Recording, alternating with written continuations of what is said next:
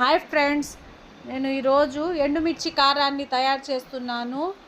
ఇది చాలా సూపర్గా ఉంటుంది. స్పైసీనెస్ ఇష్టపడే వాళ్ళకి ఇది సూపర్గా ఉంటుంది. చూడండి, 5-6 ఎండుమిర్చి, చిన్న తెల్లగడ్డ, 3-4 ఆనియన్స్ మొత్తం మిక్సీ జార్లో వేసుకొని ఫస్ట్ ఎండుమిర్చి వేసుకోండి. తర్వాత ఆనియన్స్, తర్వాత గార్లిక్ అంటే తెల్లగడ్డ వేసుకొని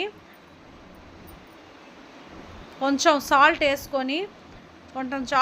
వేసుకొని అందులోనే కొంచెం సాల్ట్, కొంచెం వాటర్ వేసుకొని చాలా మెత్తగా గ్రైండ్ చేసుకోండి ఫ్రెండ్స్. ఇది నెల్లూరు నెయ్యి కారంలో దోశలో వాడుతారు. ఇది మిక్సీ జార్లో వేసుకొని చాలా మెత్తగా గ్రైండ్ చేసుకోండి.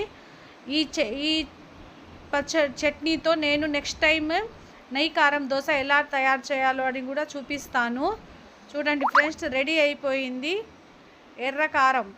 దీనికి నెల్లూరు నెయ్యి కారం దోశలో వాడతారు. Please subscribe.